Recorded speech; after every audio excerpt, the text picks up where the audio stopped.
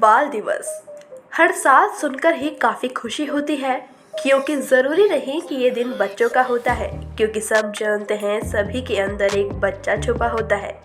तो आप सभी को हैप्पी चिल्ड्रंस डे। लेकिन कुछ लोगों के दिमाग में एक सवाल भी आता होगा कि सिर्फ 14 नवंबर को ही क्यों सेलिब्रेट करते हैं इस दिन को। तो इसका जवाब भी मेरे पास है। दरअसल इसके पीछे दो वजह हैं। पहला, ये दिन देश के भविष्य मतलब बच्चों को खास महसूस कराने के लिए है, और दूसरा, इस दिन बच्चों के चाचा यानी पंडित जवाहरलाल नेहरू का जन्मदिन होता है।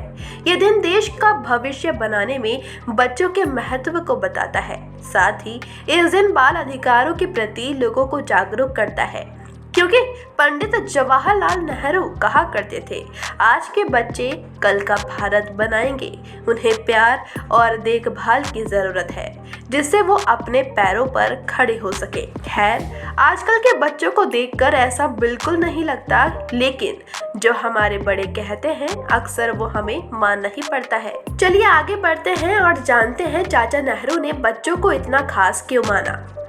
पंडित नेहरू को बच्चों से बहुत प्यार था। यही वजह है कि भारत के बच्चे आज भी उन्हें चाचा नेहरू कहते हैं।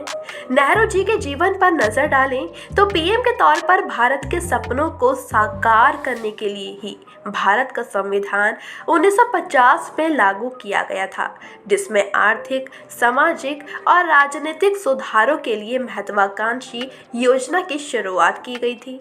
साथ ही साथ लोकमान्य तिलक के बाद जमकर लिखने वाले नेताओं में भी नेताजी अलग से पहचाने जाते थे।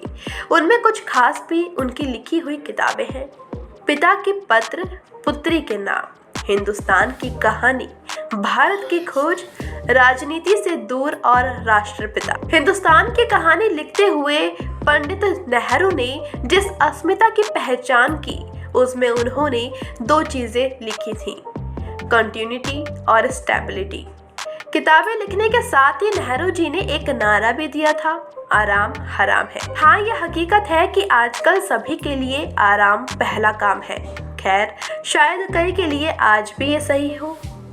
नेहरू जी ने भारत माता की जय गूंज के जरिए ये संदेश देना चाहा था, पूरा भारत, भारत की मिट्टी, इसके पहाड़, नदियां, जंगल, चारों ओर फैले हुए खेत और भारत की जनता, ये सब एक है। तो बच्चों को चाहने वाले और भारत के हर पहलू को समझकर उसे एक नई दिशा देने वाले पंडित जवाहरलाल नेहरू को जन्मदिन शुभकामना देने के साथ ही मिलेंगे किसी नई स्पेशल स्टोरी के साथ। अभी के लिए इतना ही। जुड़े रहिए वी नेशन न्यूज़ के साथ।